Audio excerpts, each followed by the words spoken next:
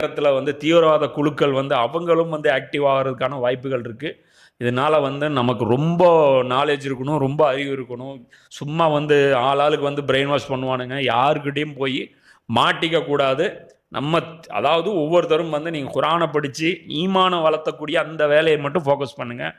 இது பற்றி இறுதியாக ஒரு 2 உபதேசத்தோடு இந்த சப்ஜெக்ட் முடிச்சிடலாம். எவர்கள் அல்லாஹ் எங்கள் இறைவன் என்று கூறி பின்னர் அதில் உறுதியாக நிலைத்து நின்றார்களோ நிச்சயமாக அவர்கள் மீது வானவர்கள் இறங்குகிறார்கள். இப்போ அல்லாஹ் தான் எங்களுக்கு ரப்பு அப்படின்னு சொல்லி அதில் ஸ்ட்ராங்காக இருக்கக்கூடிய நம்ம எல்லா துறைகளிலும் நமக்கு அல்லாஹ் தான் ரப்பு.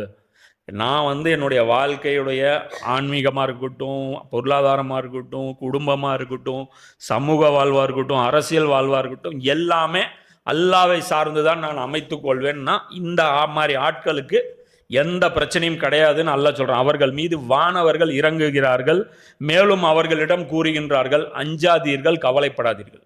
அவங்க வந்து பார்த்தீங்கன்னா அந்த டைமில் நம்ம பதட்டமான சூழ்நிலையில் நம்ம மூமினாக இருக்கும் பட்சத்தில் அல்லாஹ் என்ன பண்ணுவான், நமக்கு பதட்டமே வராத மாதிரி பண்ணி விட்டுருவான்.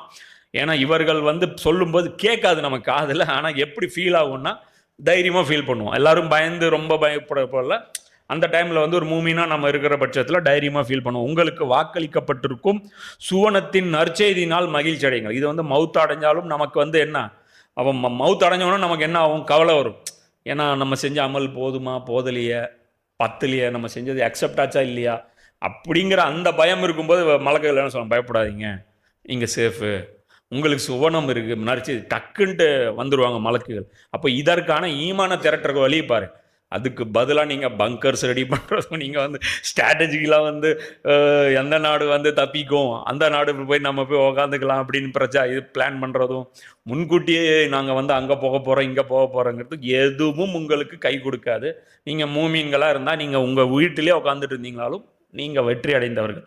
நாங்கள் உங்களுக்கு உற்ற துணையாக இருப்போம் இந்த உலக வாழ்விலும் மறுமையிலும். துனியாவிலையும் மலக்குகள் வந்து கொண்டு அல்ல நம்மளை பாதுகாப்பான், மறுமையிலும் அல்லாஹ் வந்து அவங்கள வந்து நமக்கு துணையாகும். ஏன்னா மறுமையிலேயும் சாதாரண விஷயம் இல்லை. மஹஷரில் எந்திரிச்சு நின்றுட்டிங்கன்னு வைங்க, தன்னந்தனியாக ஒன்றும் புரியாது. நீ வந்து கலெக்டர் ஆஃபீஸ் போயிட்டு பர்த் சர்டிஃபிகேட் எங்கே வாங்குறதுன்னு தெரியுமா, அப்போ கேட்பேன், ஏங்க எங்கே வாங்குறது, 4வது மாடி வைப்பாங்க, 5வது மாடி வைப்பாங்க, அதான் இந்த டிபார்ட்மெண்ட், நீங்கள் எந்த பஞ்சாயத்துங்க. அது மாதிரி மஹஷருங்கிறது மிகப்பெரிய ஒரு கவர்மெண்ட் ஆஃபீஸ் அல்லாவுது. அந்த இடத்துல வந்து எப்போ போகணும், எங்கே போகணும், கூட யார் இருக்கா, நம்ம கதி என்ன, நான் எல்லாம் மறந்து போய் கிடக்கும். அந்த டைமில் ஒரு மலக்கு வந்து நம்மளுக்கு ப்ரொடெக்ஷன் கொடுத்து நம்ம கூடவே இருந்து, வாங்க நான் உங்களை கைட் பண்ணுறேன்,